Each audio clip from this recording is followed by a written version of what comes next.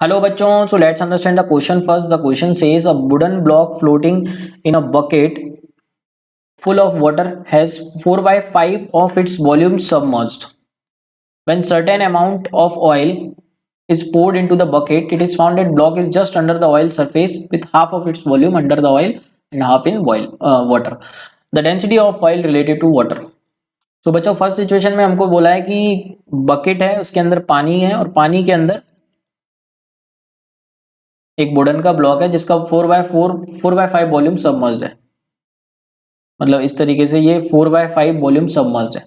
तो बच्चों अगर इसका फ्री बॉडी डायग्राम बनाते हैं फर्स्ट केस में, तो जो वेट है mg वो कौन बैलेंस करता? Buoyancy force. तो हम लिख सकते थे फर्स्ट केस में buoyancy force is equals to mg। और बायोन्सिक फोर्स कितना होता है बच्चों? लिक्विड की डेंसिटी, तो यहाँ पर लिक्विड कौन है? Water, into volume submerged. तो वॉल्यूम सबमर्ज्ड हमको दे रखा है बच्चों v का कितना टाइम्स? 4/5।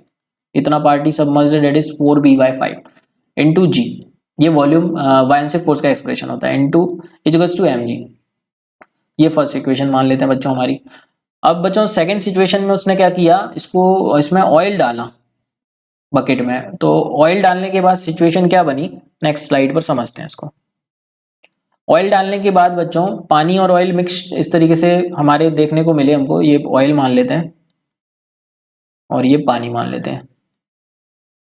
तो बच्चों अब ये जो वुडन ब्लॉक है इस तरीके से देखा गया, मतलब इसमें आधा पार्ट किसका देखा गया, मतलब आधा ये सबमर्ज्ड है पानी में और आधा ये सबमर्ज्ड है किसमें? ऑयल में। तो अब अगर इसका फ्री बॉडी डायग्राम बनाते तो इस पे mg तो नीचे लगता, लेकिन बायोन्सिक फोर्स दो लगते। एक तो बायोन्सिक फोर्स लगता बच्चों ऑयल के कारण और एक बायोन्सिक फोर्स लगता हमारा वाटर के कारण। तो अब नई सिचुएशन में क्या बोलते हैं बच्चों? Buoyancy force due to oil plus buoyancy force due to water is equals to mg, ये बोलते हैं हम। अब बच्चों ऑयल के कारण बायोन्सिक फोर्स को कितना लिख सकते हैं? ऑयल की density into volume submerged, that is v/2 into g, क्योंकि आधा ही वॉल्यूम सबमर्ज्ड है। और वाटर के कारण वाटर की density into v/2 into g is equals to mg। ये बच्चों हमारी सेकेंड इक्वेशन आ गई। अब फर्स्ट एंड सेकेंड इक्वेशन को अगर हम डिवाइड करते हैं तो क्या मिलता है बच्चों हमको? इस इक्वेशन को हम डिवाइड करते हैं सेकेंड इक्वेशन से, तो लिख सकते हैं 4v/5 इंटू रो डब्ल्यू जी, 4v/5 इंटू रो डब्ल्यू इंटू जी डिवाइडेड बाई ये वैल्यू। तो ये वैल्यू कितनी लिख सकते हैं बच्चों?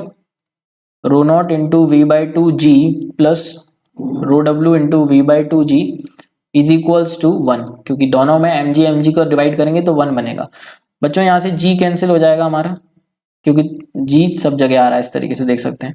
और v भी कैंसिल हो जाएगा क्योंकि v भी सब जगह आ रहा है, तो v भी गया। तो ये बना बच्चों हमारा 4 रो डब्ल्यू और 5 इसका नीचे ले लेते हैं। और ये कितना बनेगा बच्चों? ऑयल की density divided by 2 plus water की डेंसिटी डिवाइडेड बाय 2, ये बना बच्चों। ये हमारा 1 के इक्वल आ गया। सो यहां से हमको क्या मिला बच्चों? 4 टाइम्स ऑफ वाटर की density is equals to 5 times of oil की density divided by 2 plus 5 times of water की डेंसिटी डिवाइडेड बाय 2।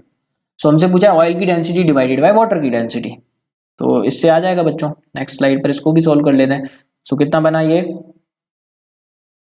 4 रो डब्ल्यू माइनस 5 रो डब्ल्यू divided by 2 is equals to 5 rho naught by 2 या 5 oil की density divided by 2। सो यहां से देख सकते हैं ये बनेगा 3 रो डब्ल्यू by 2 is equals to 5 rho डब्ल्यू बाई 2। 2 से 2 कैंसिल बच्चों, तो ऑयल की डेंसिटी अपॉन पानी की डेंसिटी आ गई 3/5। तो लेट्स चेक द ऑप्शंस। 3/5 को लिख सकते हैं बच्चों 0.6, तो 0.6 is the correct answer. I hope you got the concept. Thank you so much and all the very best.